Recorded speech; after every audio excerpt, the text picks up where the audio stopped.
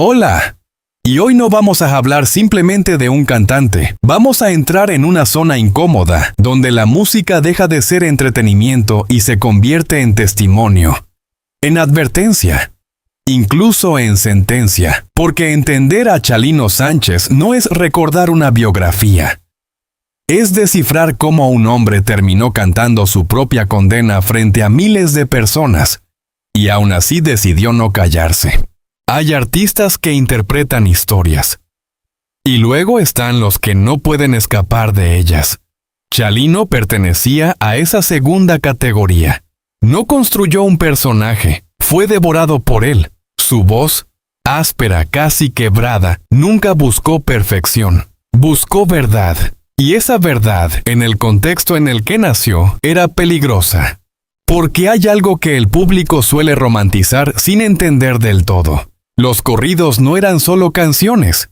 Eran archivos vivos de poder, memoria y violencia. Nombrar a alguien en ese universo no es un gesto artístico. Es una declaración. Y Chalino nombraba. Siempre. Ahí empieza el conflicto que define toda su historia. Por un lado, la figura mediática, el hombre del sombrero, el ídolo de los migrantes, el que transformó la nostalgia y la rabia en versos que viajaban de mano en casetes piratas. Por el otro, el hombre real, alguien que no solo conocía ese mundo del que hablaba, sino que había crecido dentro de él, moldeado por sus reglas invisibles. Esa dualidad no era sostenible. La industria comenzó a elevarlo como símbolo, pero ese mismo ascenso lo expuso. Cuanto más famoso se volvía, más difícil era separar al cantante del contenido de sus canciones. Y aquí es donde la presión se vuelve casi insoportable. ¿Cómo seguir cantando lo que el público espera, sin cruzar una línea que otros no están dispuestos a tolerar? Chalino no corrigió el rumbo, no suavizó su discurso, no eligió la distancia segura de la ficción. Siguió. Y seguir en su caso no fue un acto artístico, fue una decisión existencial. Porque detrás de cada presentación había algo más que nervios escénicos, había vigilancia, sospecha, la sensación constante de que el peligro ya no era una posibilidad lejana, sino una presencia concreta, silenciosa, mezclada entre el público. La fama, en lugar de protegerlo, lo iluminó demasiado. Y eso crea otra contradicción brutal. El mismo público que lo elevaba como leyenda también alimentaba el mito que lo ponía en riesgo. Querían autenticidad. Querían que fuera real. Querían que viviera como cantaba. Pero nadie se pregunta qué significa cargar con esa expectativa todos los días. Porque ser real en ese contexto no es una estética, es una carga psicológica. Es saber que no puedes retroceder sin perder credibilidad. Pero avanzar implica acercarte cada vez más al límite. Y Chalino avanzó. Incluso después de momentos que habrían hecho a cualquier otro detenerse, cambiar de rumbo, desaparecer.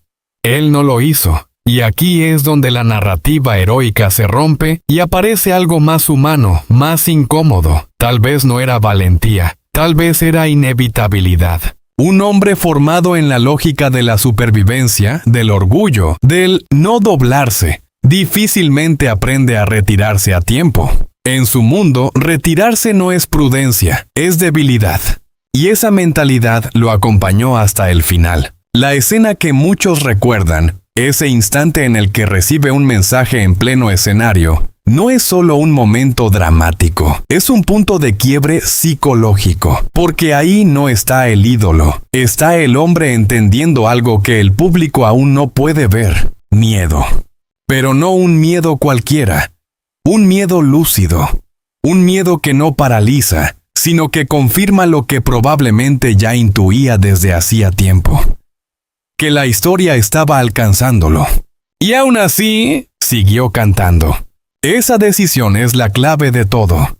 No fue ignorancia, no fue inconsciencia, fue una elección cargada de todo lo que lo había construido. Orgullo, identidad, presión externa, coherencia con el personaje, o quizás incapacidad de ser otra cosa.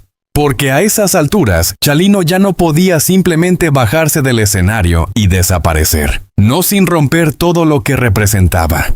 Y ahí está la tragedia más profunda, cuando la identidad pública se vuelve una cárcel. Lo que vino después no necesita adornos. La violencia cerró el círculo que llevaba años formándose, pero reducir su historia a ese final sería un error, porque lo verdaderamente inquietante no es cómo murió, sino cómo vivió sabiendo que eso podía pasar. Y aquí es donde la mirada madura cambia todo. Chalino Sánchez no fue solo una víctima de un entorno violento, tampoco fue únicamente un ícono cultural. Fue ambas cosas al mismo tiempo. Un hombre que encontró en la música una forma de existir, pero que no logró escapar del mundo que esa misma música representaba. Su legado no es solo musical, es un espejo incómodo. Nos obliga a preguntarnos por qué celebramos ciertas historias sin cuestionar el precio que implican, por qué convertimos en mito aquello que, en el fondo, es una cadena de decisiones marcadas por contextos que pocos realmente entienden. Y sobre todo, deja una última pregunta flotando, una que no tiene respuesta fácil. ¿Chalino cantaba para sobrevivir? ¿O sobrevivía solo para seguir cantando, aunque eso lo acercara inevitablemente al final?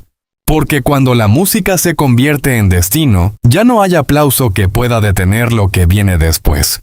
Hoy no venimos a escuchar un corrido, venimos a descifrarlo. Porque detrás del mito de Chalino Sánchez no hay solo música. Hay una tensión permanente entre identidad, miedo y destino que nunca terminó de resolverse. Durante décadas, su figura ha sido simplificada. El rey del corrido, el hombre valiente, el ícono que cantaba verdades incómodas. Pero esa imagen repetida hasta el cansancio es apenas la superficie. Lo que realmente inquieta de Chalino no es lo que cantaba, sino por qué nunca pudo dejar de hacerlo, incluso cuando sabía el precio. Porque Chalino no era solo un intérprete. Era un narrador atrapado dentro de las historias que contaba. Y ahí empieza el conflicto. Hay algo profundamente contradictorio en su trayectoria. Construyó una identidad basada en la ausencia de miedo. En un entorno donde el miedo no era una debilidad, sino una herramienta de supervivencia. No retroceder, no callar, no evitar el peligro. No era valentía pura, era también una forma de autoexigencia que lo empujaba constantemente al límite. Para Chalino, dar un paso atrás no era prudencia, era traición a sí mismo. Esa lógica lo convirtió en leyenda, pero también lo dejó sin salida. Porque mientras su fama crecía, también lo hacía la expectativa del público. No esperaban solo canciones, esperaban autenticidad, riesgo, cercanía con ese mundo del que hablaba. Querían creer que el hombre que cantaba sobre violencia y códigos de honor vivía bajo esas mismas reglas, y Chalino, consciente o no, terminó cumpliendo ese papel. La industria lo convirtió en símbolo, el público en mito, pero nadie le ofreció una alternativa.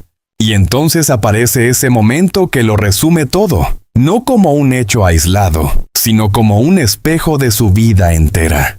Una nota, un papel doblado, un mensaje que no necesitaba explicación porque él ya entendía el lenguaje. Lo que ocurrió en ese instante no fue solo miedo, fue reconocimiento, como si todas las historias que había contado regresaran de golpe, reclamando su lugar en la realidad. Su rostro cambió, no por sorpresa, sino por certeza, y sin embargo, siguió cantando. Ese gesto, que muchos interpretan como valentía, merece otra lectura. No fue solo coraje, fue también una imposibilidad. Chalino no podía detenerse porque detenerse habría significado romper el personaje, decepcionar al público, traicionar la narrativa que él mismo había construido.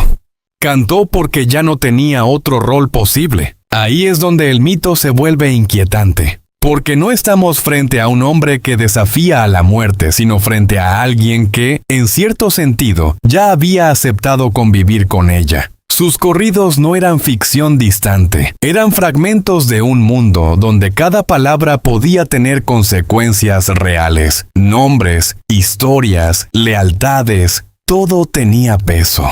Y en ese tipo de universo, cantar no es inocente, es tomar partido.